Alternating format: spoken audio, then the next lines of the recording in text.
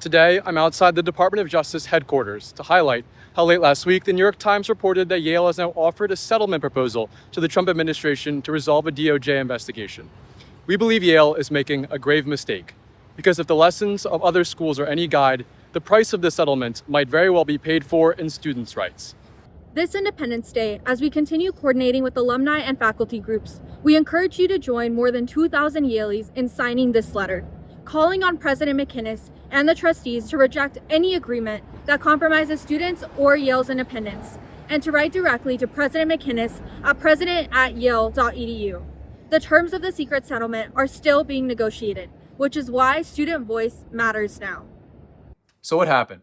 In May, the DOJ announced investigation findings into Yale admissions, claiming that Yale violated anti-discrimination law. If this is true, the DOJ should have to prove it in federal court. Instead, Yale is quietly pursuing an opaque settlement, an irony the New York Times pointed out.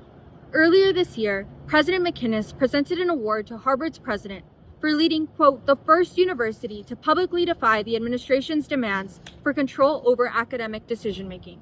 This is an award Yale now refuses to earn for itself.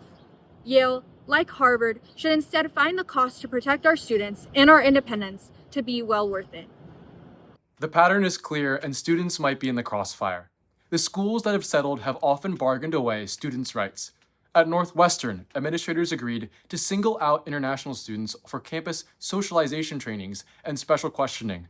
At Columbia, they conceded to federal monitoring of academic programming and began sharing disciplinary data on international students with the federal government. There, and at UCLA, the Trump administration's terms restricted campus speech, going so far as to specifically name the UCLA Student Plaza and Quad as locations where crackdowns on speech should be enhanced. But UCLA, like Harvard, also shows that these demands can be resisted. The $1.2 billion penalty that was used as leverage for UCLA's concessions was blocked only after faculty and unions, with support from students, challenged it in court and won a federal injunction. Yale has given us no reason to believe it will truly escape this pressure without legal resistance like that. Ultimately, we fear a settlement will be unduly borne by students. And we are reminded of an international student who recently reached out to us.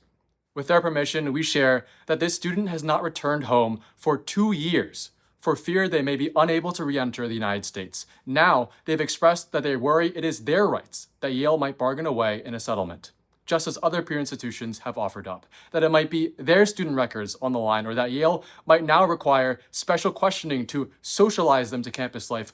We think about that student and about all they've contributed to Yale. And we think about students whose courses could be scrutinized, whose speech could face new restrictions, whose data could be shared, or whose place in our community could be repackaged into a negotiating clause in an effort to placate federal authorities. And from this, we should all draw our strength.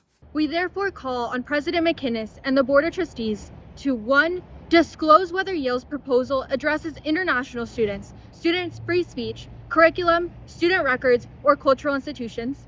2. Commit to reject any agreement that interferes with those areas or places them under special federal supervision. And 3, if the government insists on terms that violate these principles, defend Yale's position in court rather than surrender institutional autonomy behind closed doors. Indeed, in even trying to settle, we fear Yale has accepted a losing premise, that pieces of our community are Yale's to bargain away. We reject that premise. Today, stand with the thousands of faculty and alumni, and now students, who are demanding transparency and resistance. Yalies have not come from thousands of miles away to ask how much of Yale we are willing to give up. Our rights, our classmates, our lectures, our speech, and our independence are not and never have been valid bargaining chips. For after all, Yale will never purchase a truly just and lasting peace for itself by making its students the price. With courage, Yale must defend students instead. This July 4th, we encourage you to exercise your voice to ensure that.